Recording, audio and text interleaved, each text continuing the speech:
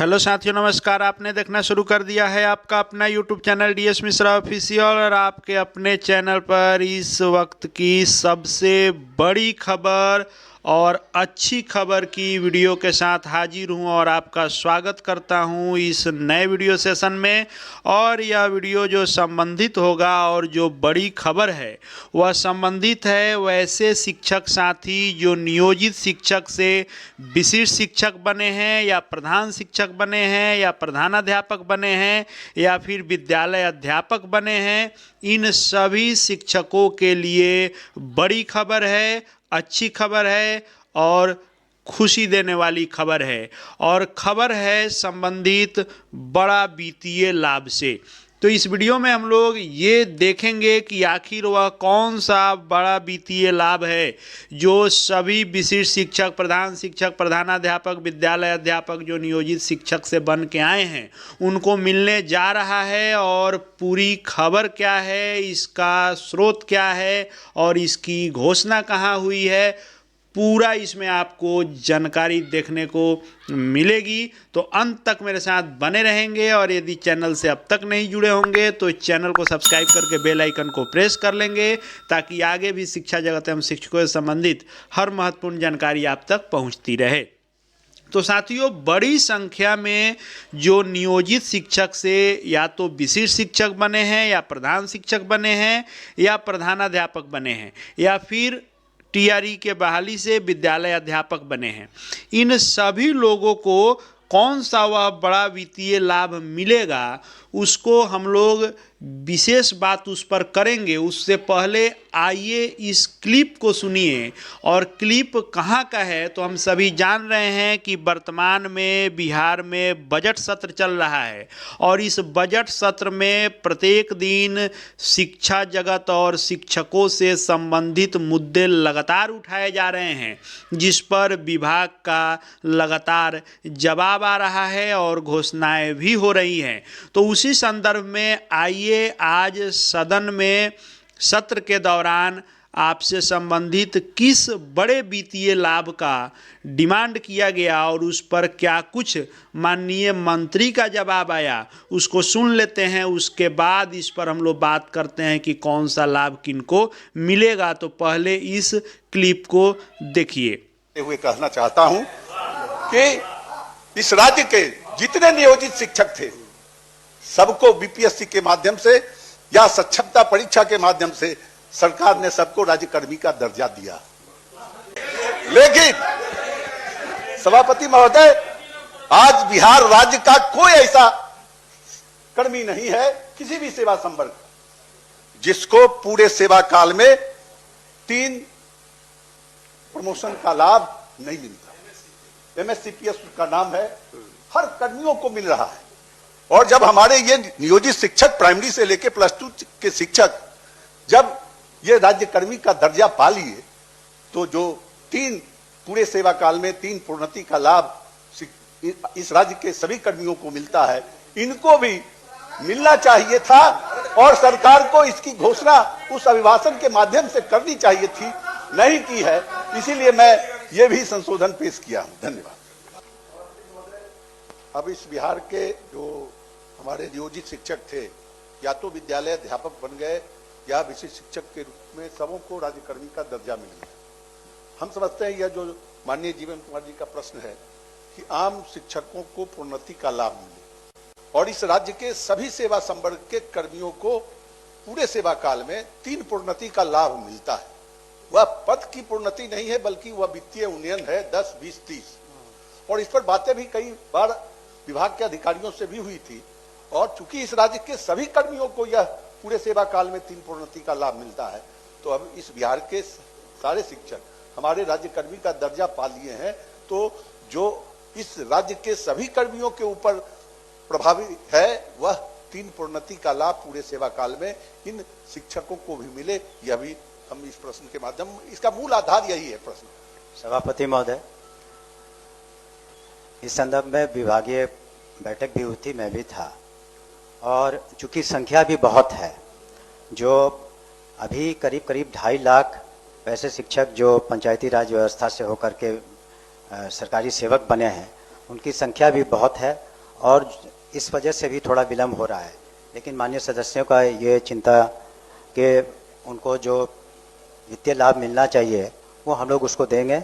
और साथ ही साथ वैसे विशिष्ट शिक्षकों को ये भी बताना चाहेंगे कि जो प्रधान शिक्षक प्रधान अध्यापक की जो प्रोन्नति होकर भी सर्टेन परसेंटेज उसमें भी उनका क्लेम बनता है वो भी हम लोग देंगे। उसमें वक्त ज़रूर लग रहा है इसलिए कि संख्या बहुत अधिक है और उनका जो रिकॉर्ड एक गवर्नमेंट सर्वेंट का जिस तरीके से रिकॉर्ड का संधारण होता है उस तरह से उनका रिकॉर्ड का संधारण नहीं है। इस वजह से समय समय पर दिक्कतें आती हैं। लेकिन हमारी मंशा यही है विभाग की भी कि हम लोग जो भी उनको दे होगा वित्तीय लाभ वो देंगे। उसमें विलम्ब जरूर हो रहा है लेकिन उसको हम लोग देंगे यथाशीघ्र।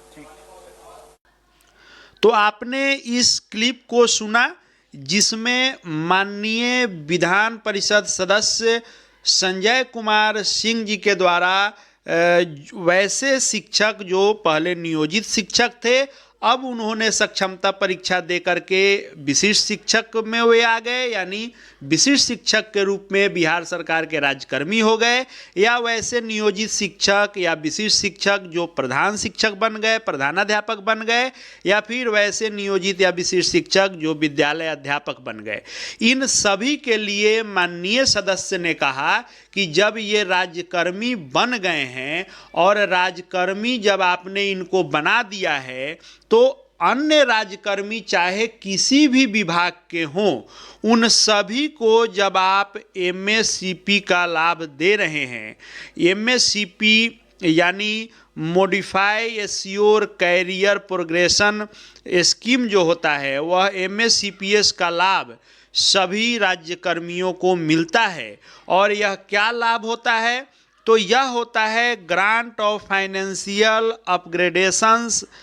और ये हुआ क्या कि 3 बार सेवा के दौरान अधिकतम 3 बार यह वित्तीय उन्नयन का लाभ मिलता है।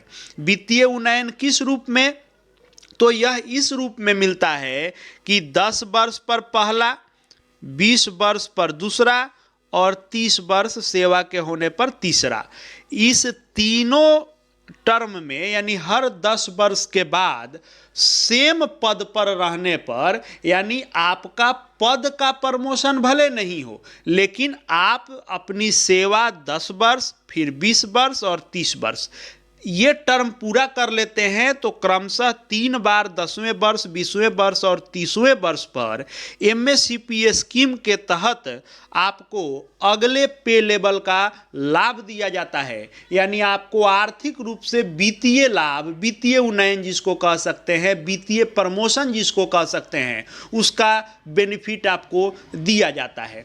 इसी को लेकर के माननीय सदस्य ने अपनी डिमांड रखी जिस पर आपने सुना कि शिक्षा विभाग के माननीय मंत्री श्री सुनील कुमार ने कहा कि ये इस पर जो बातें हुई थी और इस पर बैठक भी हुई और बैठक में सभी नियोजित से विशिष्ट बने या प्रधान शिक्षक प्रधानाध्यापक बने या फिर विद्यालय अध्यापक बने, जो लोग इसमें आ रहे हैं उन सबको इस एमएससीपी का वित्तीय लाभ देने की चर्चा हुई। लेकिन चूंकि इन लोगों की संख्या बहुत अधिक है, उन्होंने कहा कि हाल ही में जो विशिष्ट शिक्षक बने उनकी संख्या 2.5 लाख से ऊपर है और साथ ही जो प्रधान शिक्षक या प्रधानाध्यापक बने या नियोजित से जो विद्यालय अध्यापक बने, इन सब को मिलाया जाए तो बड़ी संख्या हो जाती है। इसलिए इसमें थोड़ा विलंब हो रहा है लेकिन इसको हम देने जा रहे हैं और इस एमएससीपी वित्तीय प्रोन्नति का लाभ, इस आर्थिक लाभ को हम देंगे।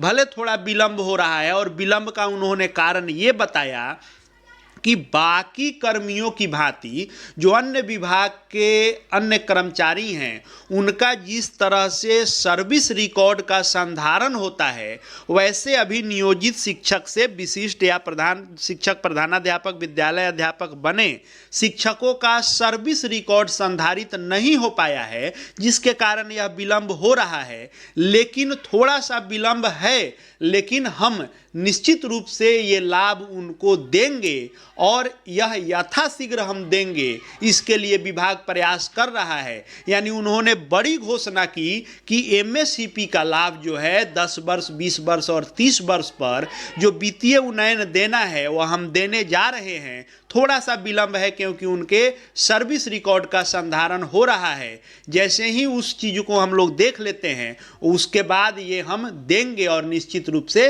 देने जा रहे हैं।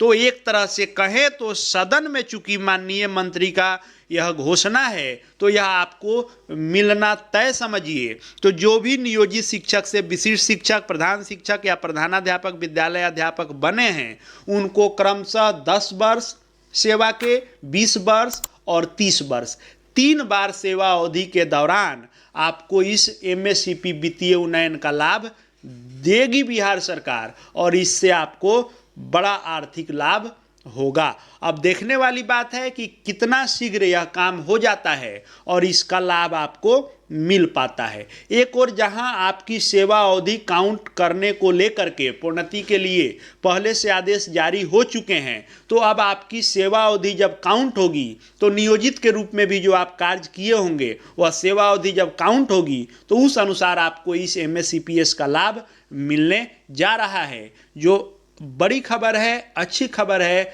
और इन सभी को खुशी देने वाली खबर है। आगे भी शिक्षा जगत शिक्षकों से संबंधित हर महत्वपूर्ण अपडेट देखते जानते रहने के लिए चैनल से जुड़ जाएंगे। चैनल को सब्सक्राइब करके बेल आइकन को प्रेस कर लेंगे। साथ ही हमारे Telegram channel DS Mishra official से जुड़ सकते हैं, वहाँ भी हर अपडेट आपको मिलते रहेंगे। इस वीडियो को देखने के लिए आपका बहुत बहुत धन्यवाद।